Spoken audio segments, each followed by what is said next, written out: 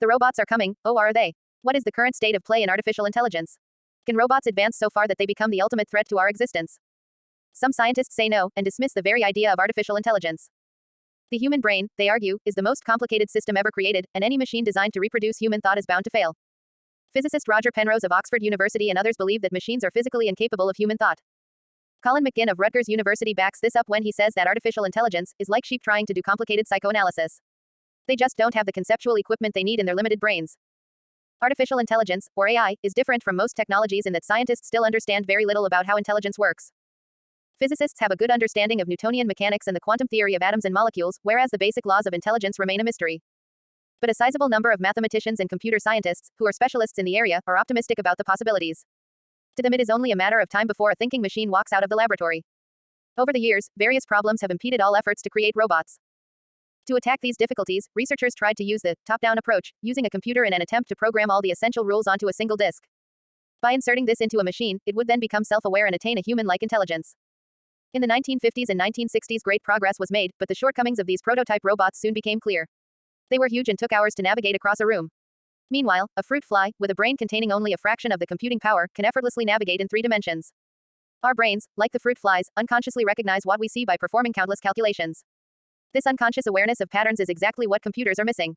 The second problem is robots' lack of common sense. Humans know that water is wet and that mothers are older than their daughters. But there is no mathematics that can express these truths. Children learn the intuitive laws of biology and physics by interacting with the real world.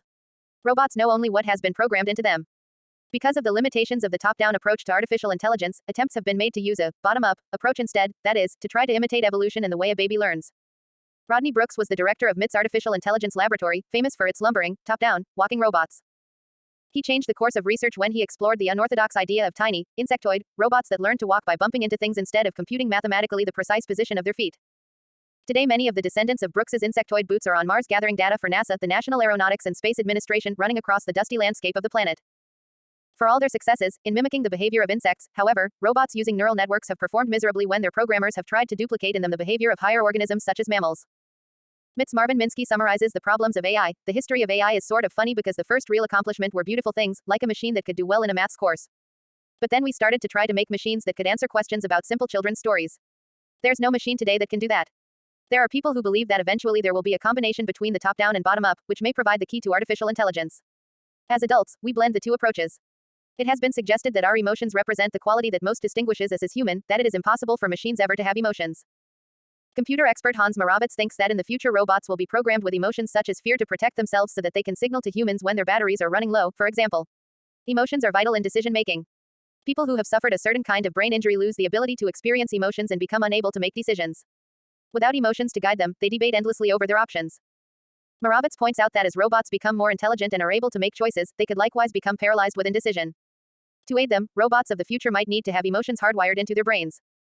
There is no universal consensus as to whether machines can be conscious, or even, in human terms, what consciousness means.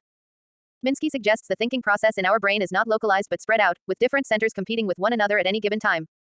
Consciousness may then be viewed as a sequence of thoughts and images issuing from these different, smaller, minds, each one competing for our attention. Robots might eventually attain a silicon consciousness. Robots, in fact, might one day embody an architecture for thinking and processing information that is different from ours, but also indistinguishable. If that happens, the question of whether they really understand becomes largely irrelevant. A robot that has perfect mastery of syntax, for all practical purposes, understands what is being said.